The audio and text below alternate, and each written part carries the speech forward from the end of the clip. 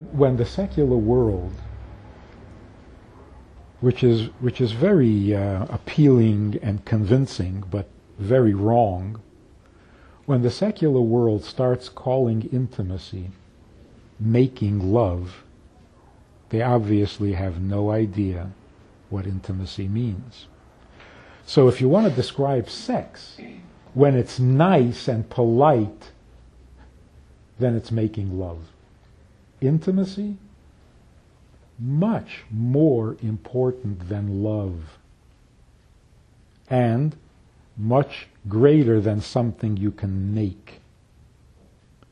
So if you're making love, you're not having intimacy.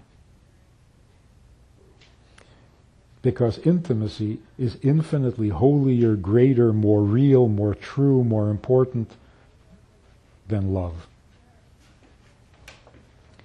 And that's why, if you love somebody, fine. You don't, so you don't. Nobody's angry at you. You can't tell somebody to love. You can't love somebody illegally. You love, you're going to jail. But if you're intimate incorrectly, you go to jail.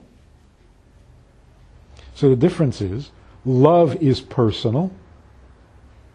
Intimacy is interpersonal. What you do personal, that's your own business. Nobody can tell you, and nobody can arrest you for what you do personal. But interpersonal, if you don't do it right, you're a criminal.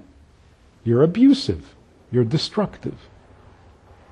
So, by seeing that the society is trying to make nice, by calling intimacy making love, you realize that they have no idea. They're thinking sex. Yeah, sex you have to make nice, because it's not nice. It's taking. There is no taking between two human beings. Let's take that a step further. In this oneness, there has to be a male and a female. Two females cannot become one, and two males cannot become one. And the reason for it is this. To become one, you have to dissolve, you have to disappear into this oneness.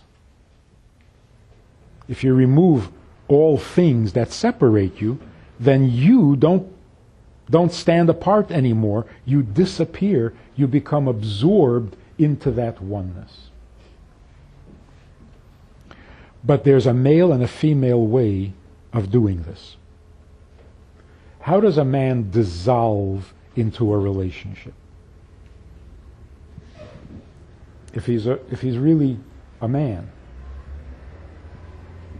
the masculine way. The masculine way of dissolving into a relationship is if a man is willing to give everything to his wife. If he's willing to give partially, he's not going to be intimate, and he's not really a man. Because a man is a giver, and if you give partially, you're not a giver at all. Because if you can't give it completely, then you're not really a giver.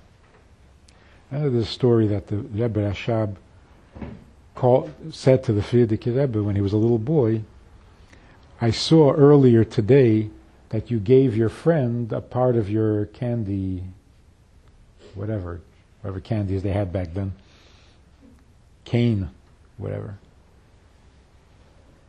But I saw that you didn't do it with your whole heart. And he explained the difference between doing something wholeheartedly or doing something half-heartedly. So on the one hand, you can say the Rebbe was teaching him to be more generous. You can also say he was teaching him to be a man. Because to give means to give everything, which means give yourself. If you're just giving something, that's not giving. That's not a mashpia. And that's why a husband is not allowed to be intimate with his wife if he's hesitating, if he's not sure, if he really doesn't want to, if he's not really completely there for her, then he's not allowed to be intimate with her.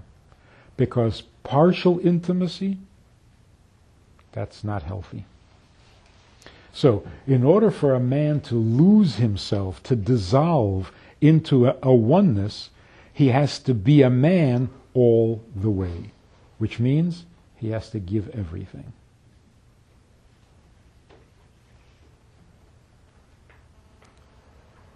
For a woman to dissolve into the oneness, she has to do it as a woman. What does it take for a woman to dissolve? She has to receive him without any holding back, without any hesitation or reservation. If she receives him but partially, she is frustrated as a woman, she doesn't feel like a woman, she doesn't feel like a wife, and she cannot be happy. Because she hasn't gotten to the oneness, which means she hasn't really been intimate. Okay? So far? Becoming one means the man gives himself completely so that he dissolves. The woman receives him completely to the point where she dissolves. And what's left? A oneness that leaves room for a third person, which is the baby. That's called intimacy. So even if babies don't happen, what you did enables a baby. That's called intimacy. Whether a baby is going to happen or not, that's up to God.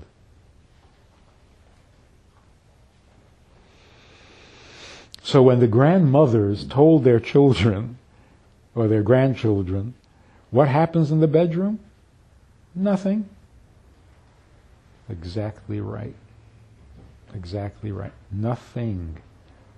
When there's just him and her, there's nothing.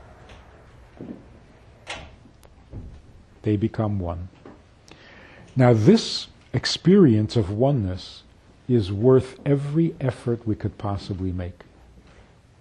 And even in the best marriages, where people know what they're doing, and it's a love that is not dependent on anything, they don't always succeed. But that's their goal.